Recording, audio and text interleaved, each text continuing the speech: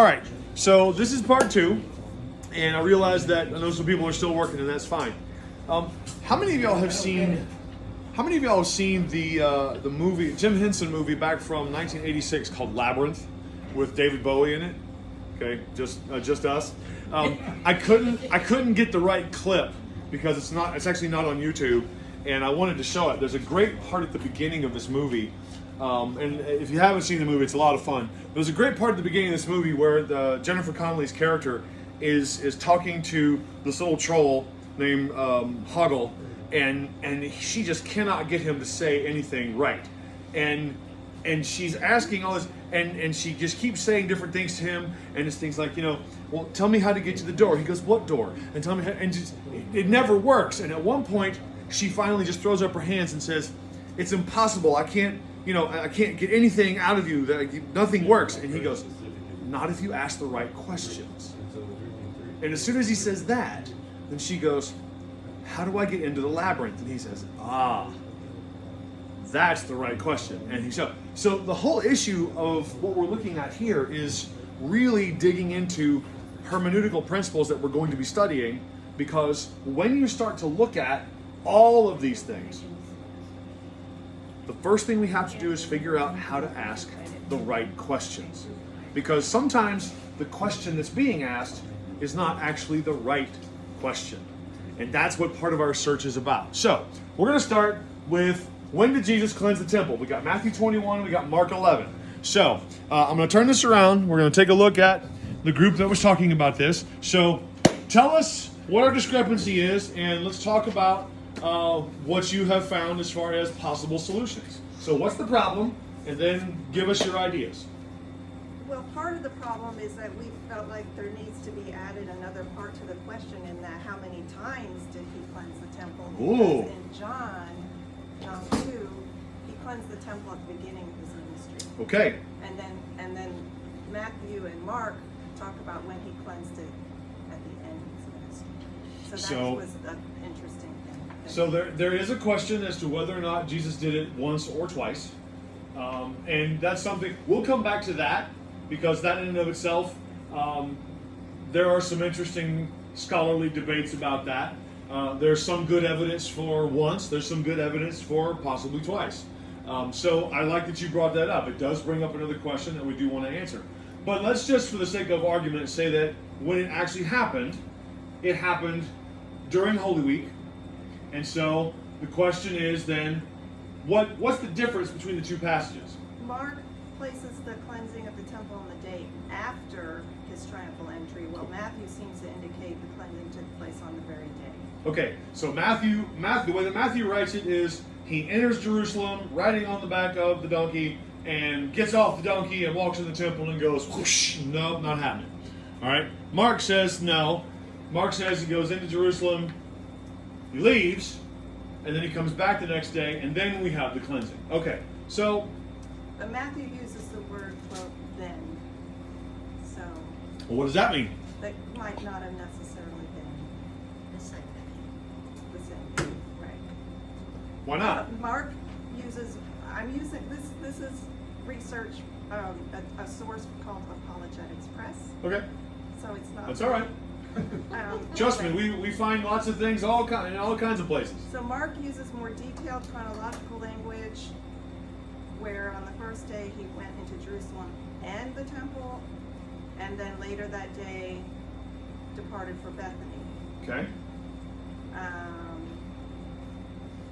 And Mark's account is more sequential, while Matthew's is more of a summary.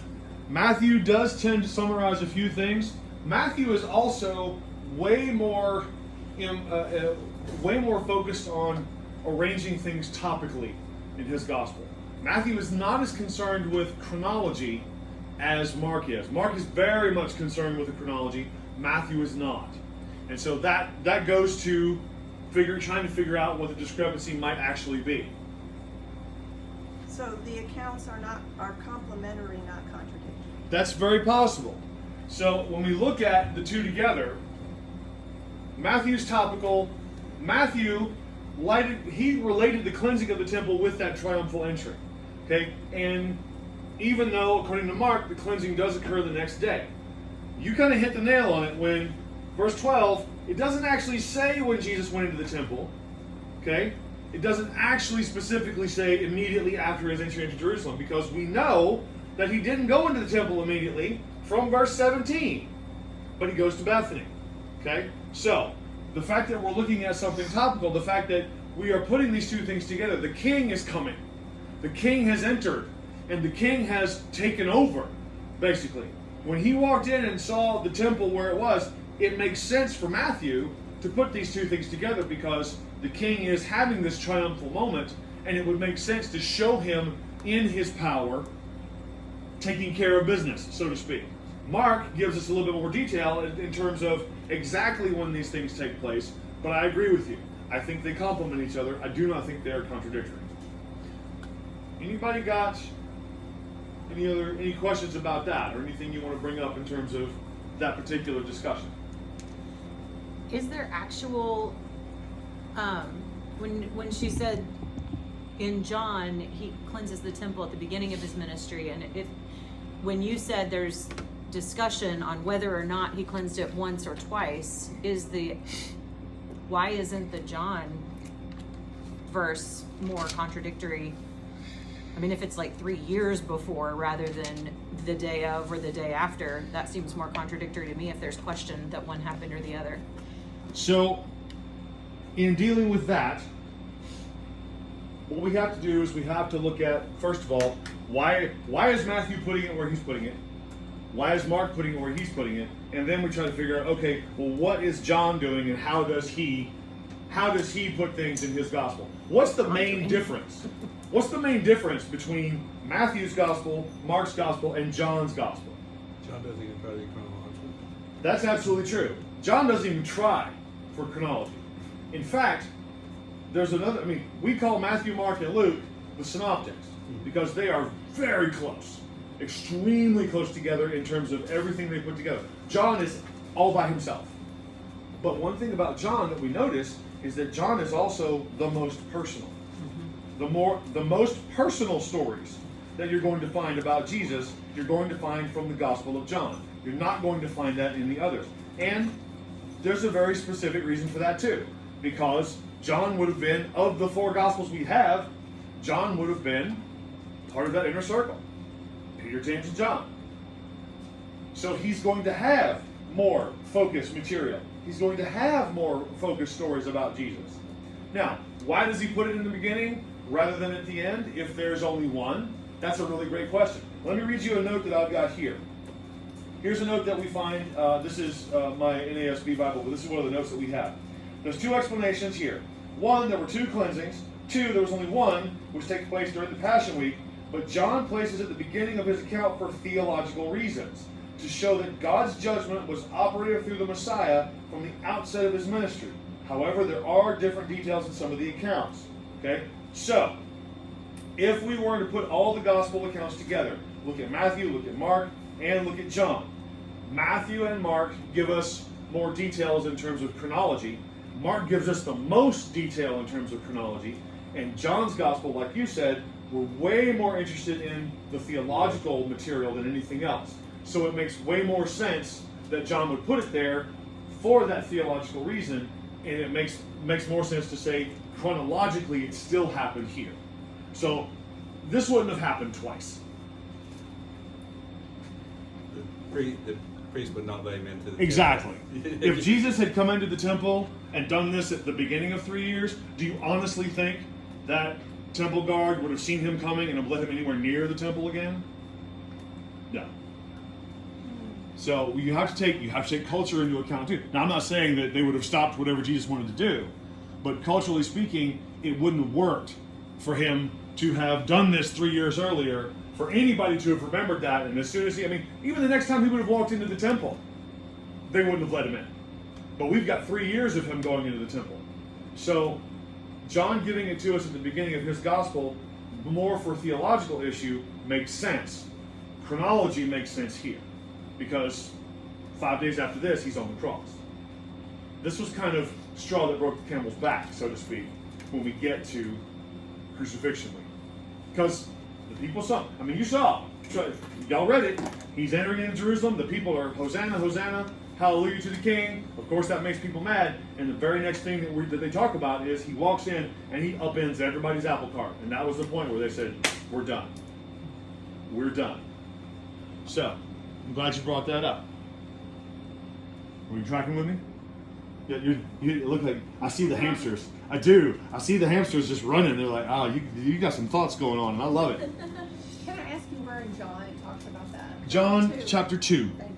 Yes, ma'am. I have John 10, 13 through 17. Okay. John chapter 2. And remember, we're not going to exhaust all of the possibilities here either. We are offering ideas to work through as well. And we're not, and trust me, if we leave here tonight with more questions than answers, that's actually okay too, because we're not afraid of the questions either. Let's move to the next one though. And we'll come back to this one if we need to. I don't know where I put my little clicker thing. The next one is about the fig tree. Okay? So we've got the fig tree. Jesus curses a fig tree. This is also in Matthew 21. This is apparently after the temple cleansing. So tell us about the fig tree and what's the problem? In Matthew 21:19, it says, as he was leaving Bethany and returning to the city, he saw a fig tree by the wayside, went to it, found nothing on it but only leaves, said, may no fruit ever come from you again, and the fig tree withered at once. And then it says, when the disciples saw it, they marveled, saying, how did the fig tree wither at once? And Jesus answered, with the stuff about mountains and faith and prayer and all that. You said Jesus things. I know, it feels wrong to just, summarize Jesus's words, but, and badly at that. But then in the Mark 11, do you have that pulled up still? No, I have the other one. Awesome. What was it, Mark 11:20? Mark 11:20. Then it just says, as they passed by in the morning, they saw the fig tree withered away to its roots, and Peter remembered and said to him, Rabbi, look, the fig tree that you cursed is withered. So it makes it sound sort of like one says that it withered right away, and the other one that they passed by it later and saw that it was withered. And we just thought That's a different picture. I mean, that's a literal different picture of Jesus walking by going, no more fruit, and done, versus no more fruit, time passes, and they come back to a dead tree. So therein lies the problem. So how do we deal with that problem? Is it immediate? Or was there a passage of time here? Nothing in Matthew said that they were with him when he cursed it. Okay. So you got verse 19. So, everything in Matthew refers to him and he and just Jesus. and then later it says when they saw it. Okay. So that doesn't necessarily mean it happened at the same time. And we know from other places in scriptures that sometimes he would leave them to go by himself. That is true. Alone. Okay, so let's say, I see your hand. Let's say for the sake of argument that you're right. Let's say that what we get in Matthew is Jesus is by himself when he does it. Okay, if he's by himself when he does it, and Matthew records that it withers immediately, why would Matthew say that if Jesus is the only one around? Where did he get that from? I would say probably Jesus. If only Jesus was there to tell him what he did. Okay, that's interesting. Wouldn't that be neat? You know Master, what what I did this happened? morning? I cursed it. Okay, was that your question too? No, my question was, the first verse says that it was immediately done. But in the second verse, Mark 11:20, it says, as they passed by, they saw the fig tree dried up from the roots. I think it was a progressive thing. The leaves all died at once. Uh-huh. But by the morning, it was dried up to the roots. Okay, so we've got So is another it explanation. We've got another explanation here. That may very well be, and I'm going to use your phrase, Joan, I liked your phrase, complementary, not contradictory. The idea that maybe something immediate did happen, may no fruit ever come from you, wither, and then when they come by the next day, which we know from Mark's gospel, they did come back by the next day, and all of a sudden it's, not only was it withered, but all the way down. And if you can actually see the root as the problem, then the roots are no longer in the ground either. They have to be out of the ground. Right. So that's a big deal. We don't see that in Matthew's gospel. Mark is the one that gives us that detail. So, a couple things. Once again, Matthew puts things in topical order, okay? And the person who, the place where I got this from says, if you want to know what order things happen in, read Mark, not Matthew. I thought that was kind of funny, so I left it in. But, Mark 11 says, Jesus doesn't cleanse the temple until after he visited Bethany and cursed the fig tree. But instead of going in chronological order, Matthew uses his usual topical approach and includes Monday afternoon with what happens on Sunday. Now, Mark records everything in chronological order, and I like y'all's explanation to add to that too. I like the thought of something happens immediately, but it continues to take place. I love the thought that Jesus says, nope, you're done, and immediately there was something that happened, but that progressive death, so to speak, becomes imminently visible when the disciples see it and the root actually gives it away. The root thing is what lends a lot of credence to what you said, the idea that all of a sudden, now the whole thing is gone. And I believe even in Mark it says, and that's when they remembered and said, oh, this is what you did. Yeah. So I actually watched this sermon on this. Okay. And this doesn't have anything to do with the the contradiction here, but Okay. they presented the idea that the fig tree was representative of the nation of Israel. So he cursed them and basically dried them up. I've heard that too. And there are, that's another thing that a lot of people don't take into account is the purpose behind what was being done. Like, is the purpose for us to find a problem with the fig tree, or is there something more about the fig tree that we need to be paying attention to? And I think the answer there is yes. I would definitely agree with you that there's a lot more to the fig tree than just Jesus going, yeah, I'm done. You know, at first glance, it's like, I'm the creator, I made you, I can take you out. You know, I've heard parents say that. So, you know, but yeah, there's a lot more symbolism with the fig tree than I think people who are asking these kind of questions want to get into. And like I said, sometimes people ask this question because they genuinely want to know, and other times it's like, this is very nitpicky, as some of these have been, let's be honest. Some of them are nitpicky. One of the, and when I give you this here in a few minutes, one of the books in the bibliography is just called 101 Cleared Up Contradictions in the Bible, and it was put together by about 5 different people, and a lot of them are just very nitpicky. Well, there was one more dude over here than over here, and does that really make a difference? I'm like, oh my gosh, how many times do we have to answer the number question? So, these are complementary, they're not contradictory. It is looking for a problem where one does not exist, but that is one of the things that we find when we get a lot of the questions about perceived contradiction. Let's go to the next one. All right. Did Jesus die before or after the curtain of the temple was torn? Now, don't look at the words yet, but this is in Matthew 27. This is Mark 15 at the end, and Luke 23. Okay? So, my group in the back. You've got the temple curtain issue. So, what's the problem? And then how did you talk about a solution? Pick a spokesperson. Well, Matthew, Mark both said that the curtain was torn after the death. Okay? And then we come up to Luke and said the curtain was torn and then he. Okay?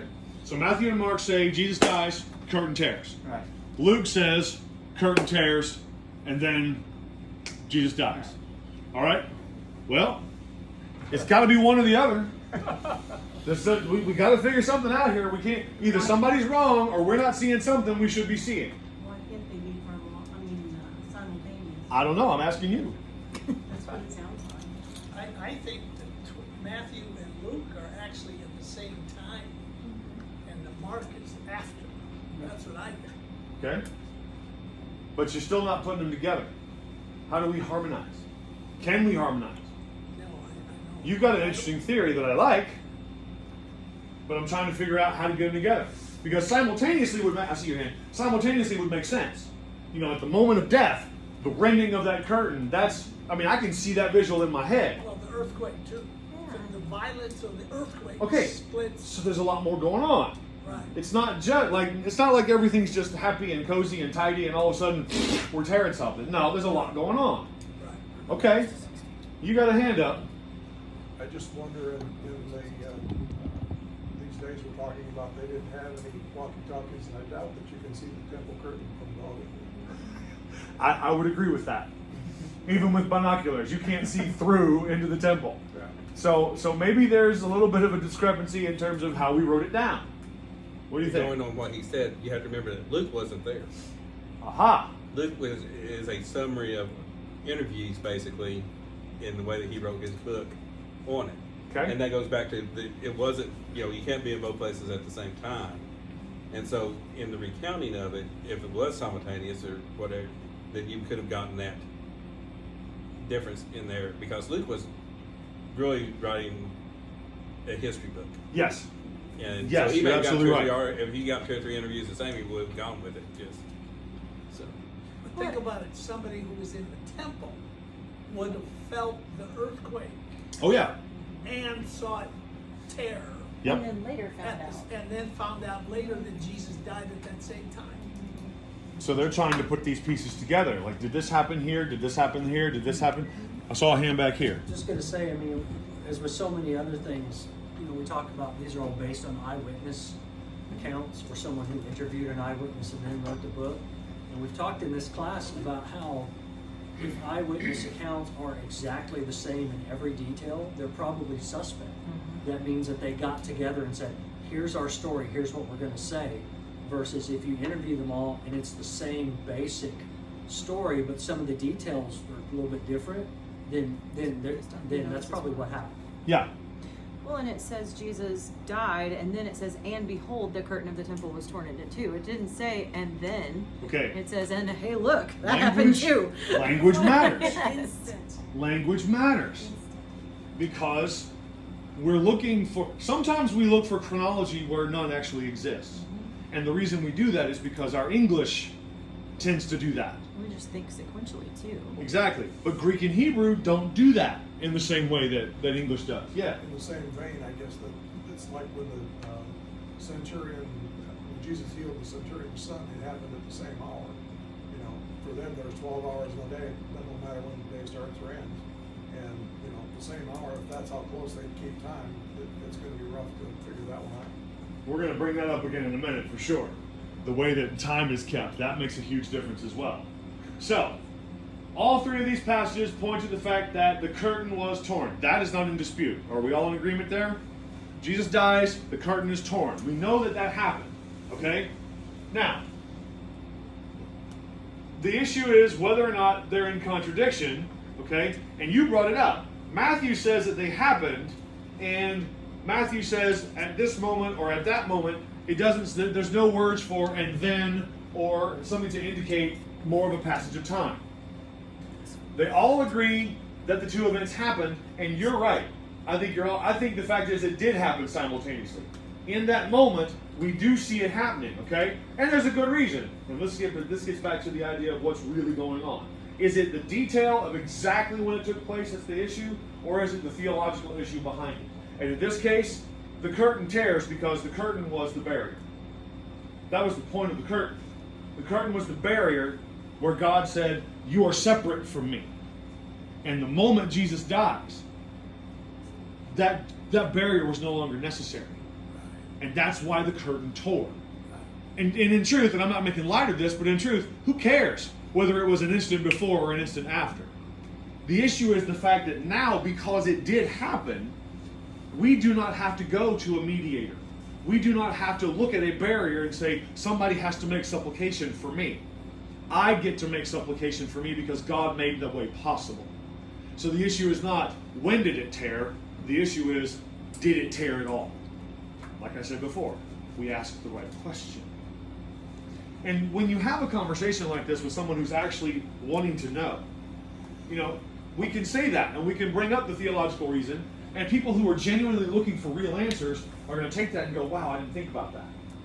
People who are looking just to trip you up and to get you off your game are going to hear you say that, and they're immediately going to go, yeah, but what about this? I've got students like that. I love them. It's so much fun because I know it's coming. I can see it.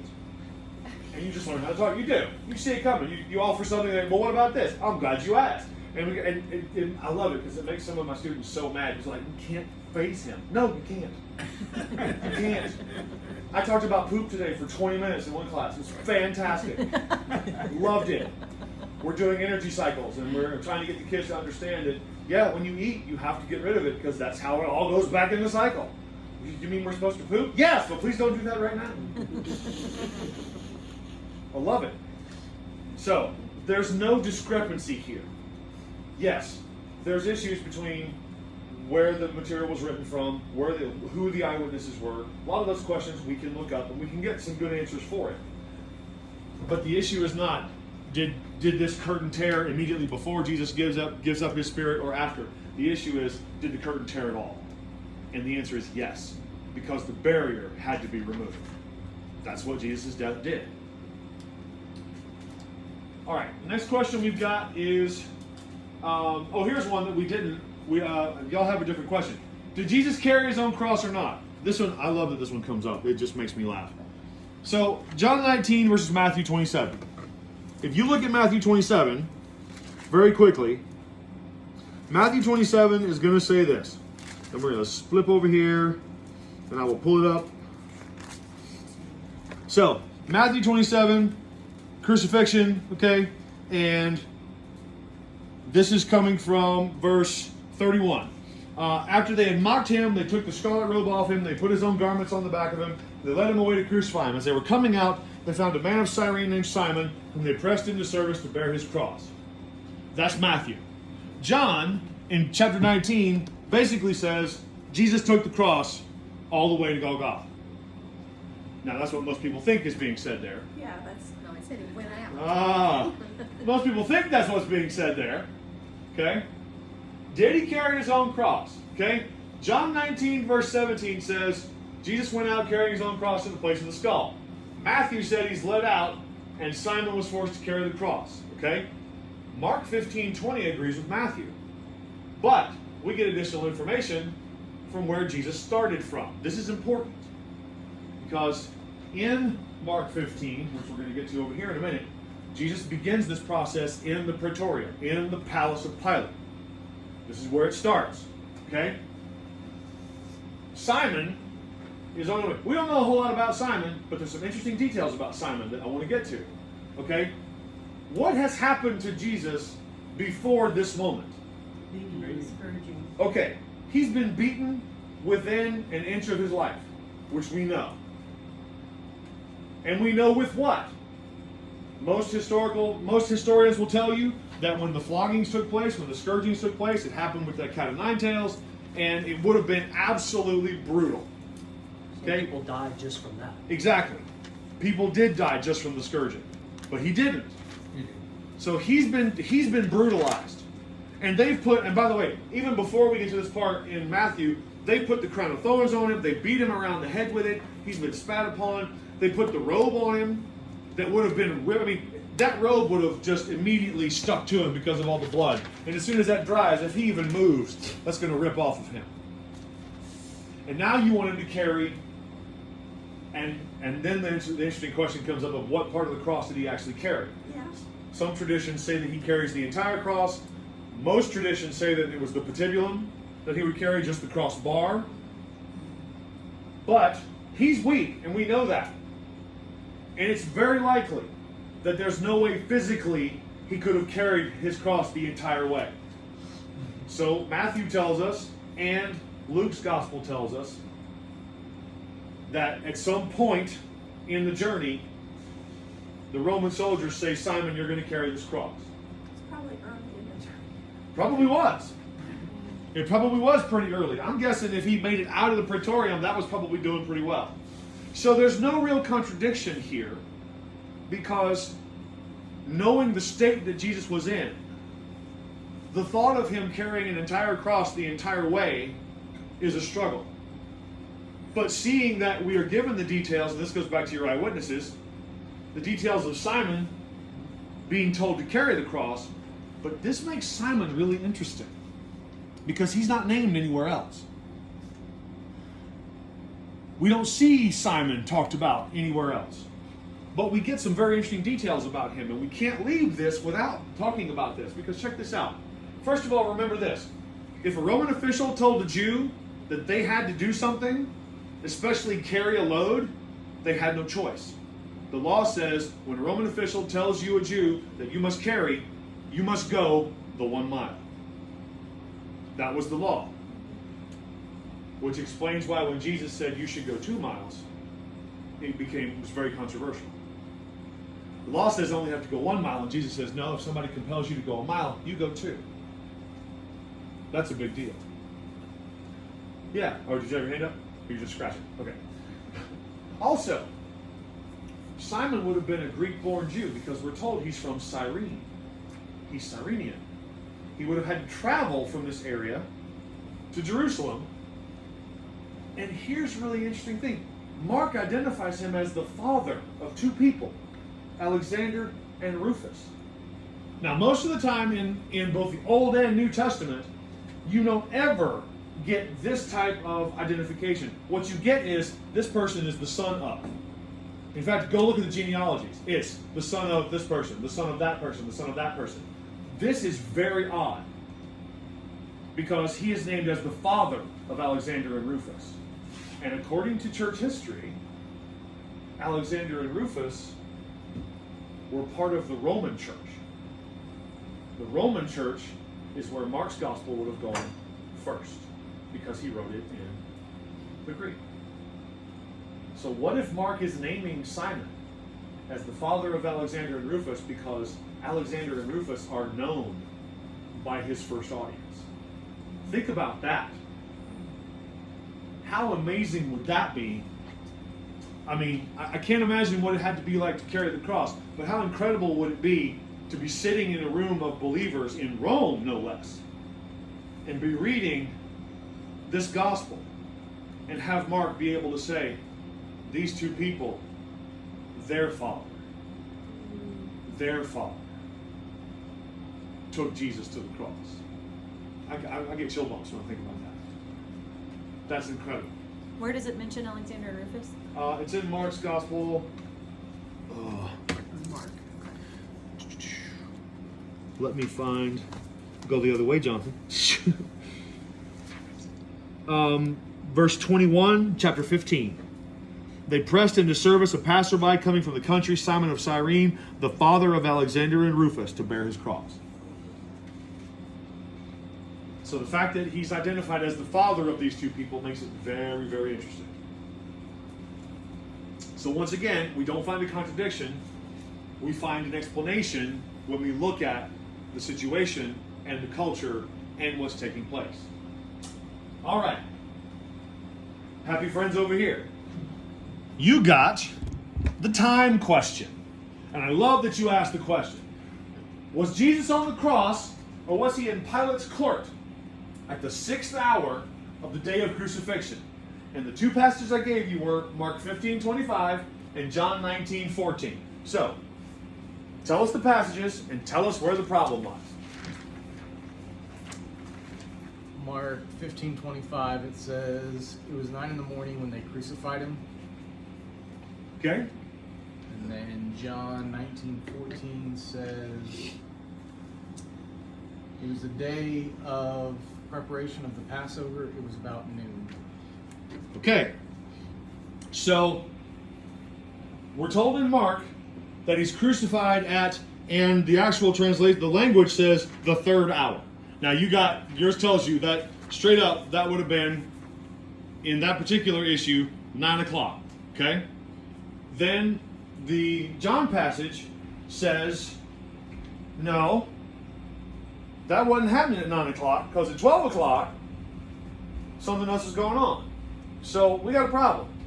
Jesus cannot be on the cross at 9 o'clock in the morning and then be on the cross for the first time at noon, according to John. So what's the problem here?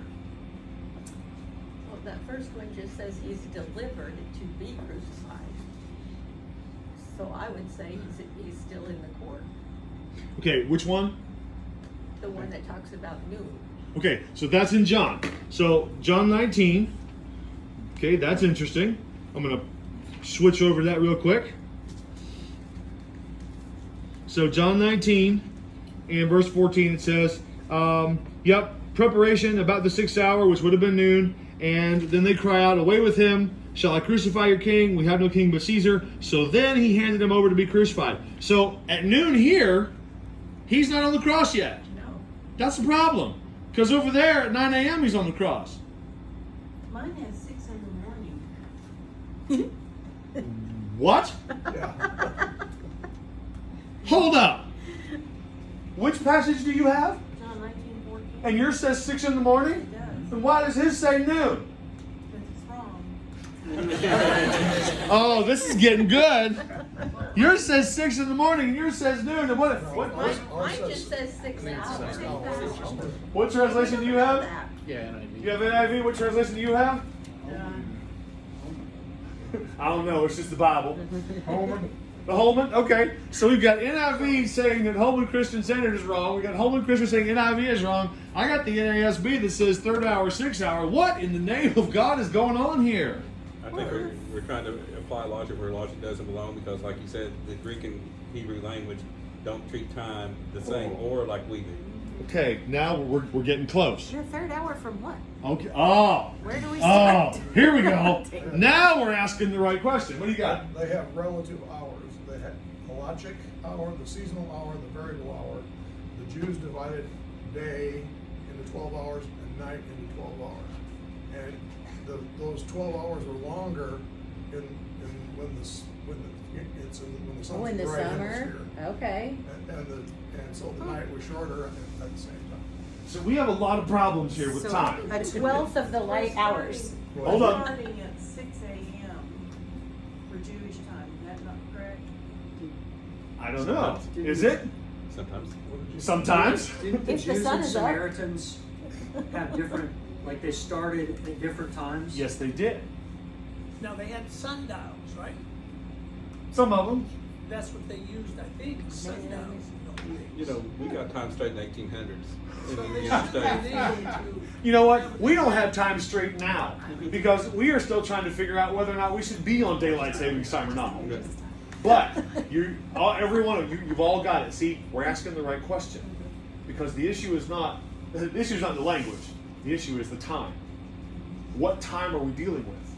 Well, let me help you with that. Okay. Here's the issue. Matthew, Mark, and Luke are using the Hebrew system of time. John did not. When you compare all of the time that is discussed in the Gospels, and you look at the way that they reference material, Matthew, Mark, and Luke are using the traditional Hebrew system where the hours were numbered from sunrise.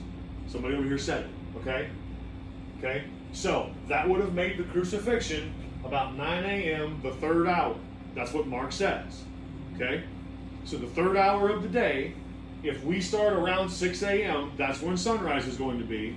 Then according to the Hebrew way of marking time, the 3rd hour from then would have been 9 o'clock. Okay?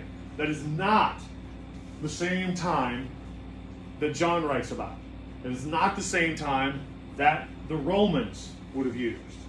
John is writing from the point of view of the Roman day, which is where we get our calendar from. Because John was writing from the day coming from midnight to midnight. And I put some material in here from a couple of other historians to tell us that. So when John says the 6th hour, he's talking about 6 a.m. from midnight to 6 in the morning. So by the 9th hour, which would have been noon, over here, he's on the cross. The interesting thing is he's on the cross at the exact same time in all the Gospels, but we're not talking about the same passing of time. There's a Hebrew way, and there is a Roman, a Greek, Gentile way, if you will. This is the issue. We have to ask the right question. Okay? The crucifixion occurs at the 3rd hour by the Hebrew reckoning, which is the 9th hour in the Roman, or somewhere around 9 o'clock in the morning. Jonathan, how do we know that that's what John is using? Is it in the Greek? Like, Yeah. does it use different words? Yeah, it does. And looking at, if we go back and look at, so this is why I put these two historians in there, because Pliny the Elder and Macrobius actually talk about in their writings that this was the form of time that John was incorporating.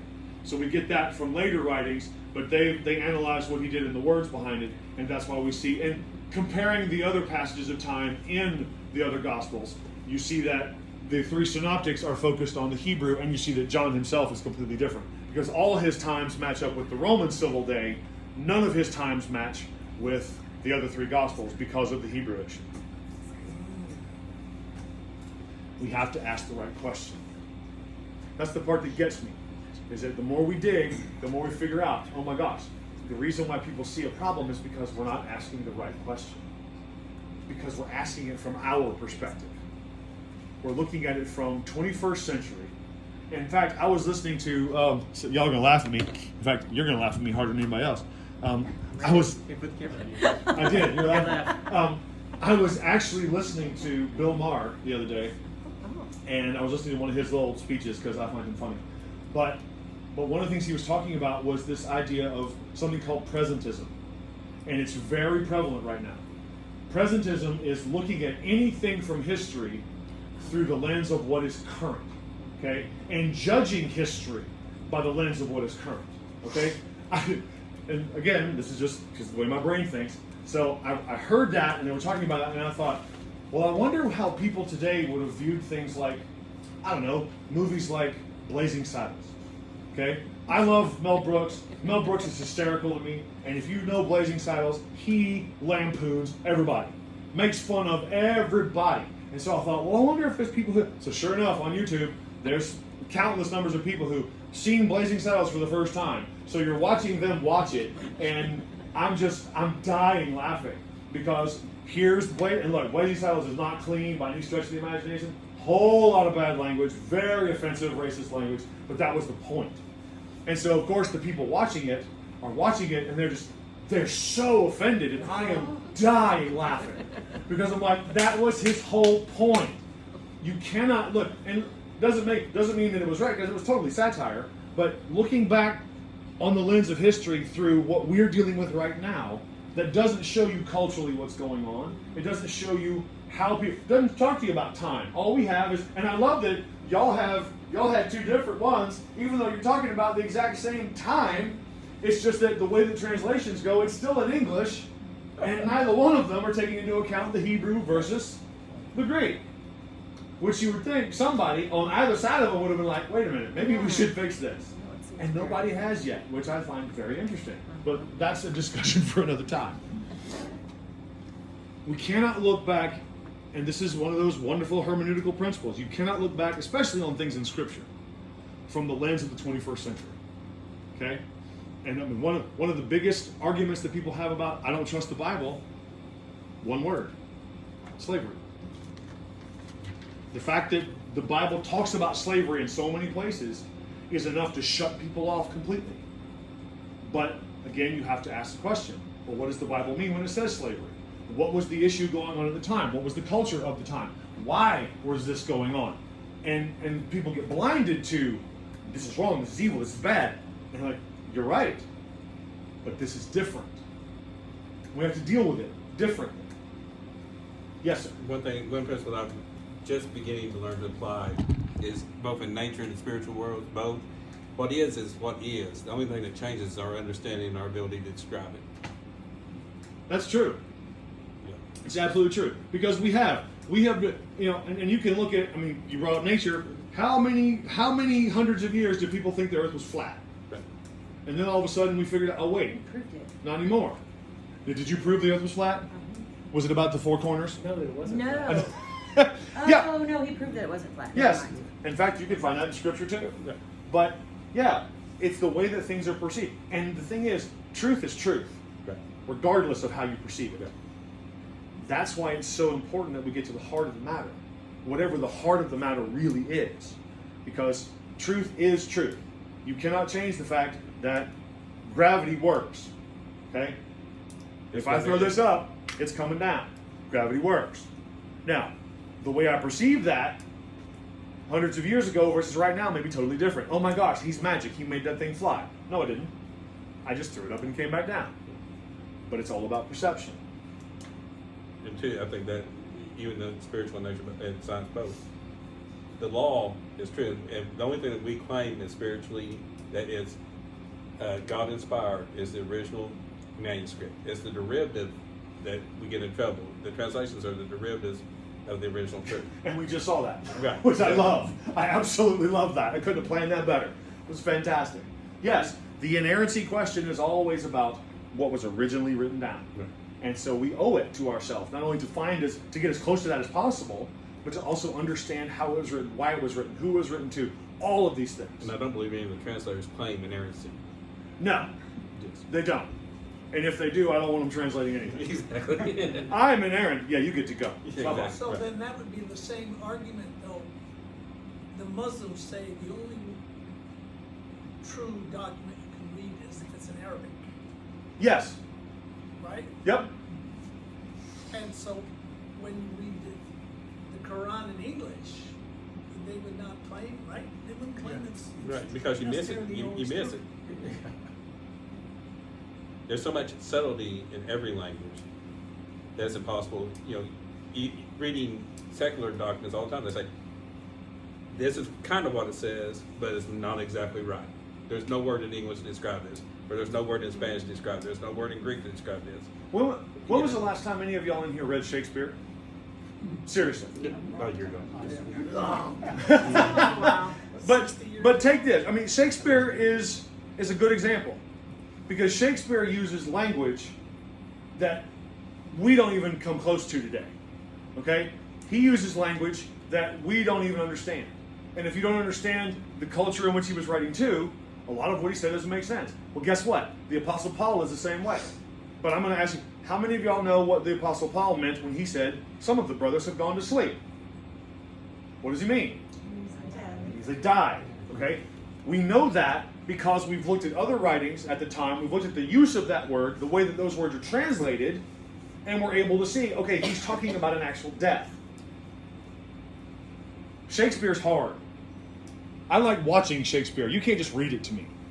Okay, it's not, there's so much there that just doesn't compute. But it's the same problem. The language is the problem. So that takes us to the last question. Okay? And before we do the last question, I am going to pass this out because there's a lot involved in this last question, and I want y'all to have this in front of you. So I'm going to turn this around, and we're going to talk. The last question is the big one. The last question, here, y'all pass some of those around. Y'all pass some of those around. I think that should get everybody behind y'all. I'll go that way.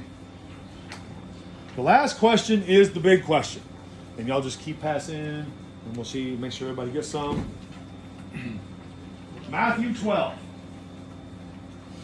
Matthew chapter 12. Week 1? All right, here we go. There you go. Matthew chapter 12. Now, I'm going to tell you up front that what I'm going to offer you today is by no means an exhaustive answer to this question. There are many, many other discussions to be had, but I'm going to offer you a couple that are one that's very popular and very likely a decent explanation, and one that is an explanation that I had never heard until I started researching for myself. So I'm going to offer both, and I've even put in the bibliography where I got some of this information from. So I definitely want y'all to go back and take a look at it. But here's the question. Matthew 12. Jesus says, and I want to read the passage to you. Matthew 12, I'm going to start before verse 40 because I want you to get the full context. Okay? Matthew 12, I'm going to start reading in verse 38. And this is what I have in your handout. Some of the scribes and the Pharisees said to him, "Teacher, we want to see a sign from you." But he answered and said to them, "An evil and adulterous generation craves a sign, and so no sign will be given to it except the sign of Jonah the prophet. For just as Jonah was in the stomach of the sea monster for 3 days and 3 nights, so will the Son of Man be in the heart of the earth for 3 days and 3 nights. The men of Nineveh will stand up with this generation at the judgment and will condemn it because they repented at the preaching of Jonah. And behold, something greater than Jonah is here. Now, we talked a little bit about this last time because we talked about the fact that some people think Jonah is a parable and not real. But if that's true, then Jesus is propagating a lie here, because Jesus is very clear that the people of Nineveh will be at the judgment because they repented at the preaching of Jonah. Jesus speaks of Jonah being a real prophet. So he's not propagating a lie. We are not talking about a parable. We're talking about something real. But the problem is here. How in the world do you get 3 days and nights from Friday evening to Sunday morning when we're talking about the crucifixion and resurrection of Jesus? So we have to ask these questions. Is Jesus lying?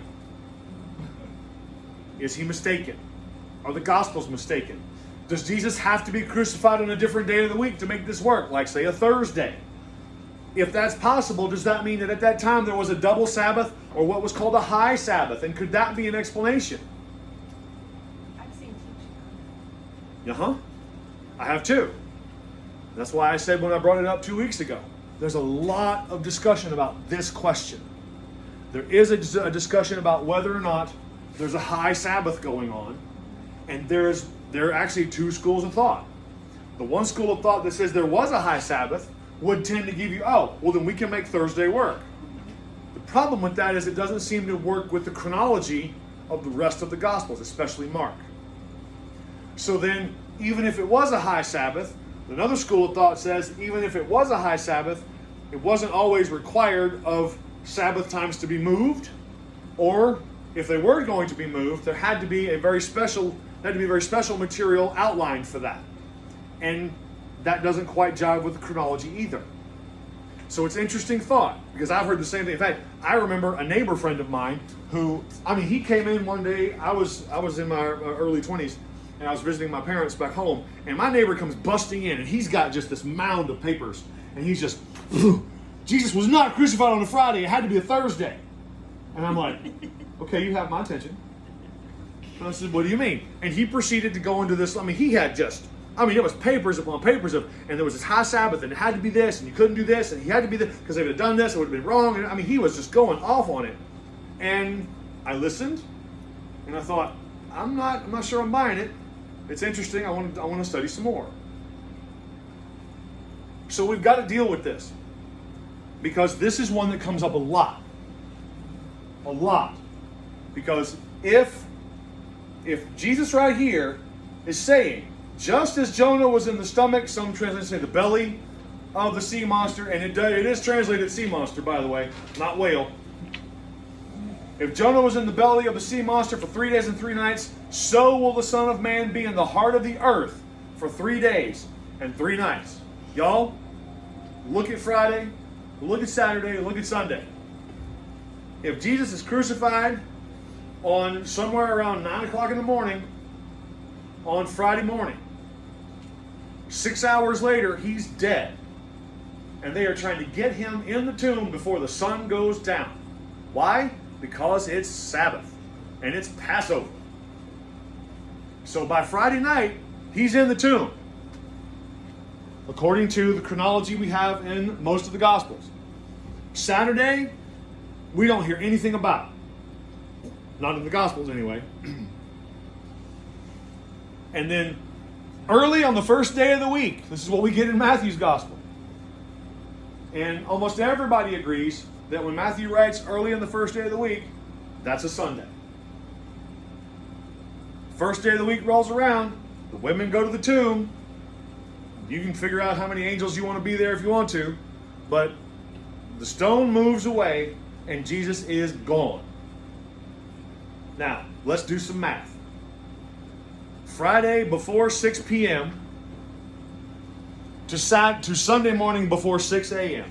Does that come anywhere close to 72 hours? No. Not even close. So we have a problem. Houston, we have a problem. So what do we do with it? Well, first of all, we brought it up over here. Jewish reckoning of days and nights are not the same as what we reckon as days and nights. Okay? They're not. And I see some head nodding going on in the back. Like, yes, you're right. The way that the Hebrews reckon days and nights are not the same. Okay? If 3 days and nights were counted the way we count them, Jesus would have had to have risen on the 4th day. But if we compare all the passages that talk about this in all of the Gospels, the third day does show an equivalency to after 3 days in the language, okay? Because part of a day is always counted as 1 day. Now, let's be honest. If you were somebody that had to fast for 3 days and you could get away with that, that's awesome. I got to fast for 3 days, but it's like Friday at 8 o'clock and I'm only Sunday at 6 a.m. I'm good. Yeah, we don't do that.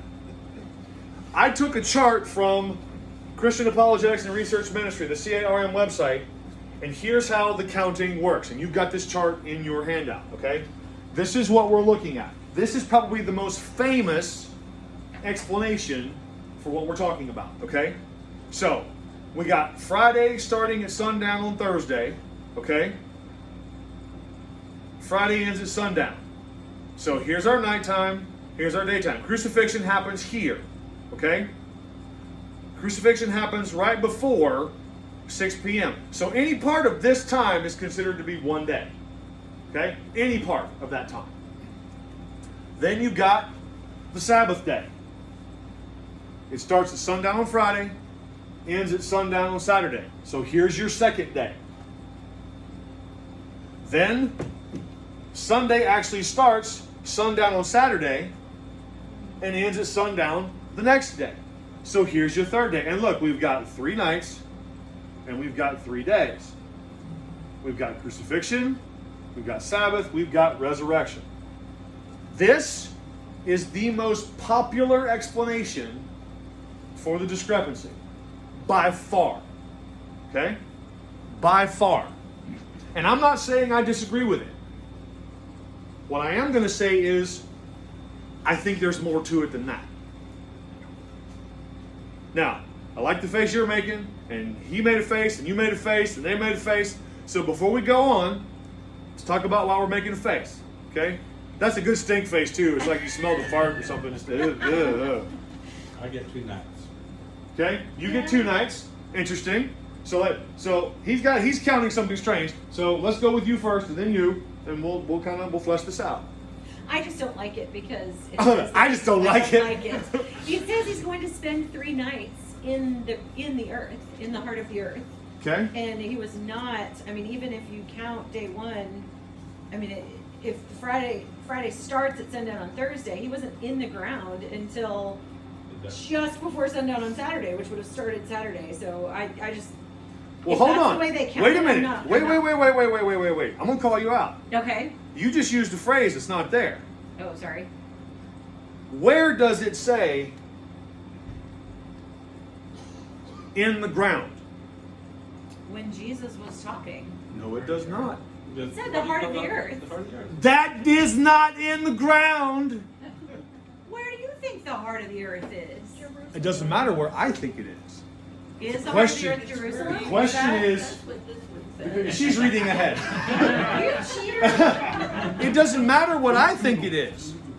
What matters is, what did the people who heard this, Okay. what would they have thought it meant?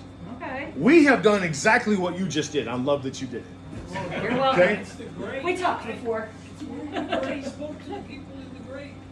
Well, again, that's not something that's written here. That is a tradition. Okay? Now, we do have in Scripture where it does speak that Jesus went to the souls in Hades to speak. We do have that. But the tradition that you talk about, that's not what's written here. We got to be careful. Just as we've said before, we let the Bible interpret the Bible, we also have to be careful that we don't let other passages interpret ones that they don't belong to.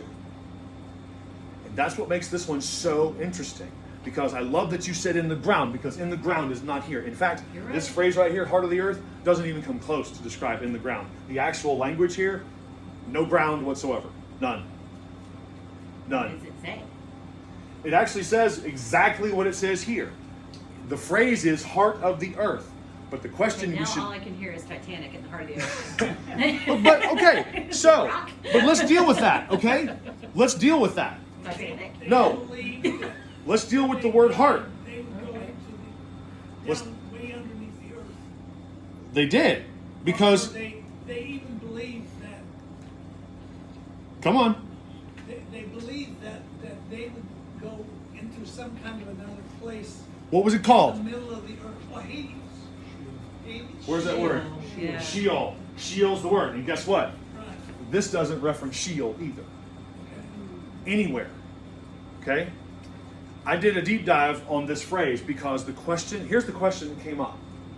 The question that came up was this. Okay? And this all goes into the different days. So you all kind of pooped on that, which is fine. I'm okay with that. So let's talk about another option. What if the reference is not about the length of time Jesus spent in the grave? We did that. That's us. That's Western Christianity that put that on that passage. We did it. Okay? Is there another meaning to this phrase that maybe we haven't considered? And the answer is yes. Now, once again, I'm not saying it's correct, all total, but I'm saying it bears some thought. Okay? Now, the papers that I read that described all this were very long.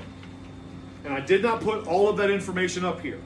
But I did give you reference to it. So if you want to go read the whole thing, feel free. It's interesting. Here's the issue. We have to take the entire phrase, sign of Jonah, 3 days and 3 nights, and heart of the earth. All of those things have to be taken together because they can mean something else entirely. Notice, back to the passage, when he says, an evil and adulterous generation craves a sign, and no sign will be given to it except the sign of Jonah the prophet. For just as Jonah was in the stomach of the sea monster for 3 days and 3 nights, so will the Son of Man be in the heart of the earth for 3 days and 3 nights. The sign of Jonah. Jonah's in the stomach of the sea monster for 3 days and 3 nights. Okay? The sign of Jonah and in the belly of the sea monster. Yes, we know that this is something that Jesus absolutely would have been saying this actually happened. But the language here, notice this is all in quotations or it's in capital letters here.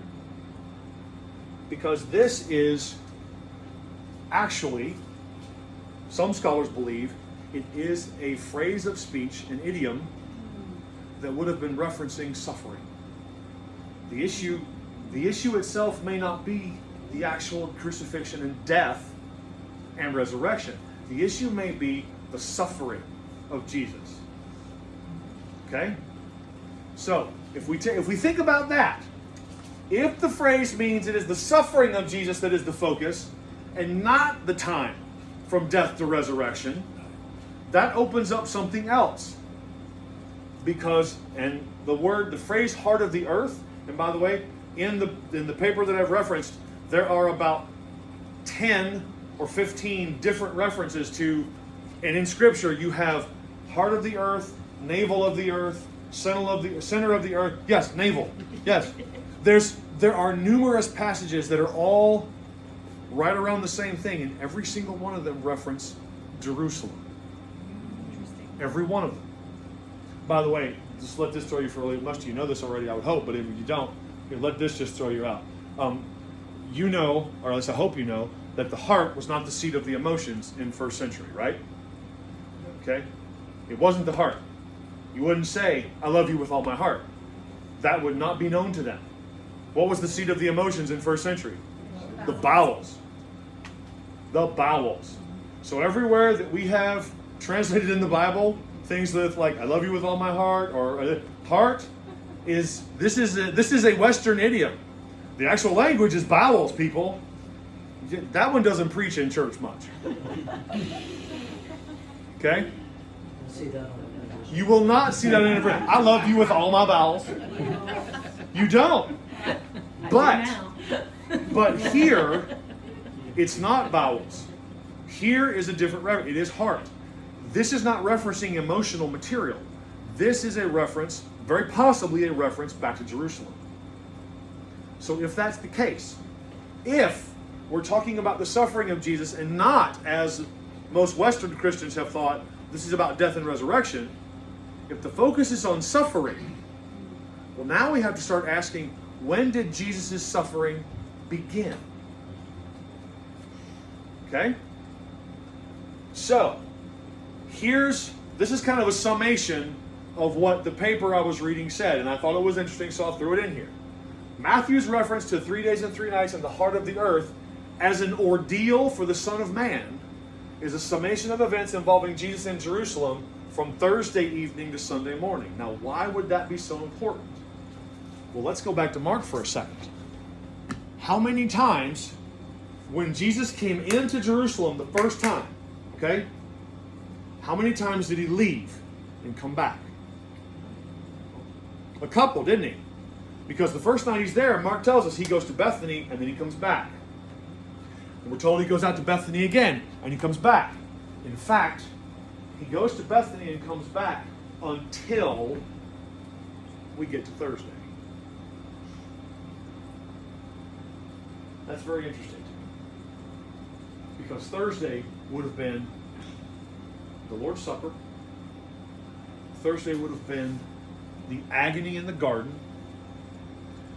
Thursday would have been the arrest. Going into Friday now. Okay? So it is possible that the description here is not death and resurrection, but it is when did the suffering of Jesus actually begin. And you'll notice when Jesus says, a sign will not be given to this wicked and adulterous generation except for the sign of suffering. Because the sign of Jonah was meant to be understood as someone who did suffer. Because the people who he's talking to at that point, how many of them witnessed the resurrection? 0. Oh no. Because they were the Pharisees he's talking to here.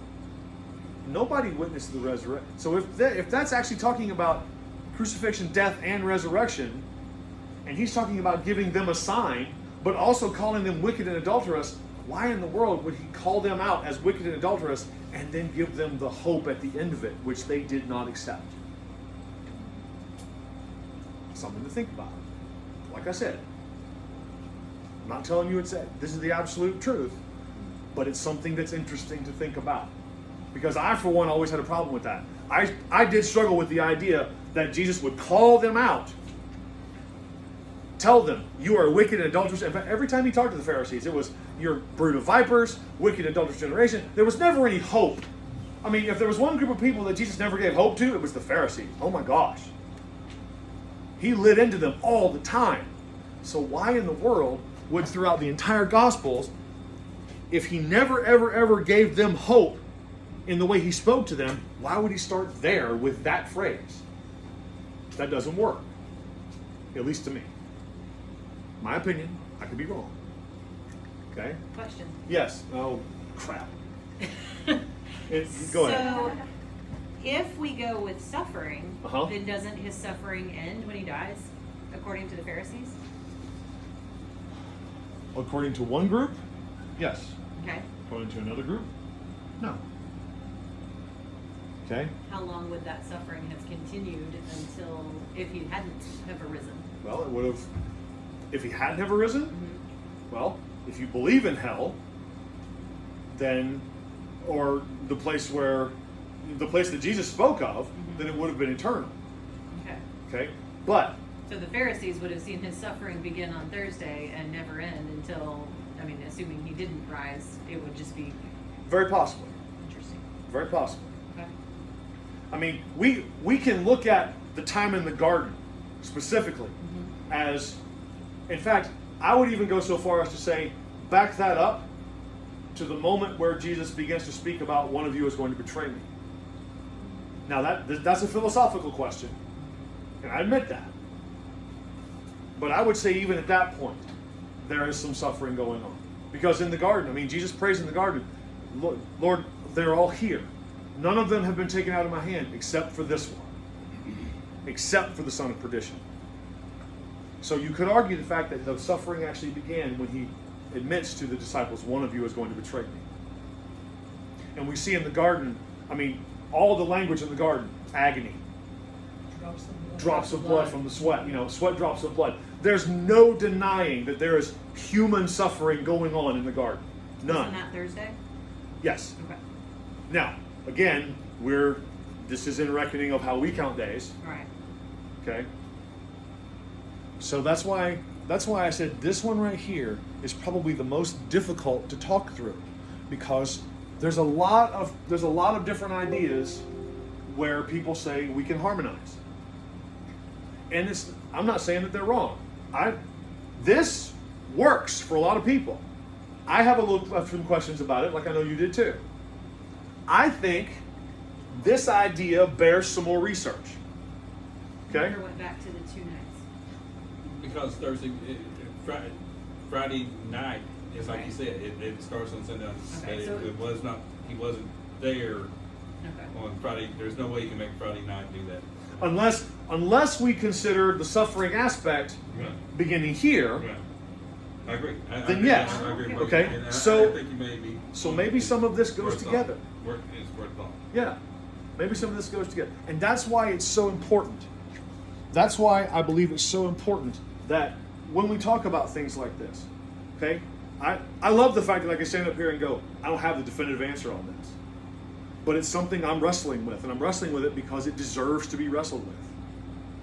Not because I want to prove this wrong, but because I know it's right. And I know that I'm the one that's got the problem. Okay? I'm the one that doesn't understand something.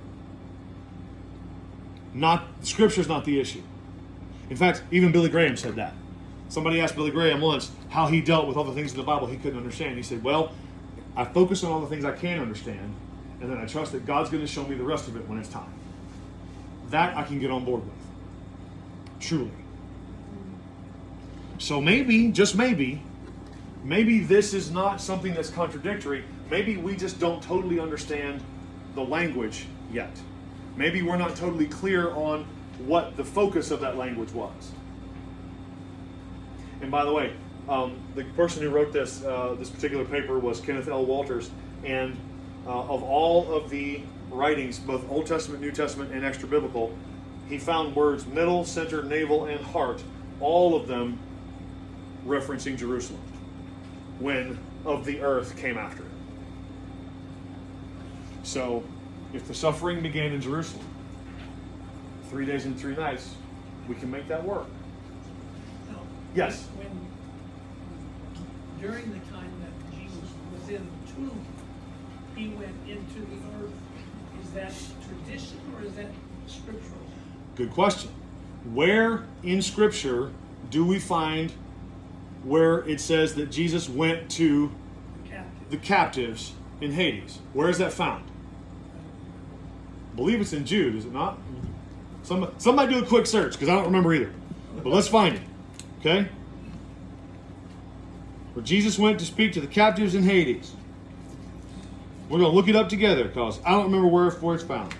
I think it's in Jude, but I could be wrong. Is that the one where you led captivity captive? Yes. I don't believe that's Jude. Somebody's got Google. Ask Google. Google knows everything. We're sorry, there are no Bible results for this search. Jesus went to the captives. Jesus spoke to the captives. I know I'm getting the language wrong. I can't use my phone. It's filming.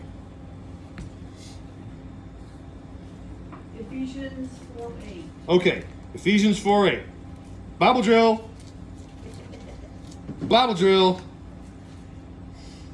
So this is Paul writing to the Ephesians. When he ascended up on high, he led captivity captive and gave gifts unto men. That would be his resurrection. Yeah, that's not. I see where, because below it says Nine. he ascended. What does it mean except he also descended? Okay. First into the lower parts of the earth. Let me. No, that's not the one we're looking for. Hold on. We're going to find it. This is what makes this so much fun. Is you brought up a question, and now we got to find the answer. But we got to hurry. All of us in here, where does this happen in the Bible? I don't know. Okay. But you notice 9 and 10 are in quotation marks. Yes. There's a reason for that too. It's not maybe I'm looking for the wrong word. Let me look for the word captives. The word captives takes us not there. 1 Peter 3:19 is there? I don't know. 1 Peter 4:6. Read it. Well, here, let me get to it. Google. 1 Peter 4:6. 1 Peter 4:6. Let's read that. Bible drill. This will have to be what ends us tonight. Yeah. For this cause was the gospel preached to them that are dead, that they might be judged according to men in the flesh, but live according to God in the Spirit. Okay, so the question you asked is, when Jesus was in the grave, is that when he went and preached to the captives? Is that tradition or is that scriptural? I'll tell you what we're going to do. We're going to take that question and we're going to research that and we're going to bring that back and we're going to do that first thing next week. Okay? I love that you asked it. I want to make sure that we dig into that because I know there's a good answer for it, but right now I don't have one because I don't have all the scripture in front of me and I want to do that. So let's take that question. We're going to run with it. We're going to bring it up next week and that's what we'll begin with. Okay? We didn't pray to start this, so let's pray to end it. Thank you, Jesus, for giving us the chance to be here tonight, to dig into some hard questions and to really, really think about to think about things that maybe we hadn't thought about before. And like we said, Lord, we don't want to prove your word wrong. We know that your word is right, and we want to understand it from the perspective that's going to show us what the truth really is. So, Father, please keep opening our eyes to that. Show us what your truth absolutely is, and help us to be able to not only internalize that, but be able to take that in every place we go and show the world your gospel truth. We ask all of this in your precious holy name, dear Jesus. Amen.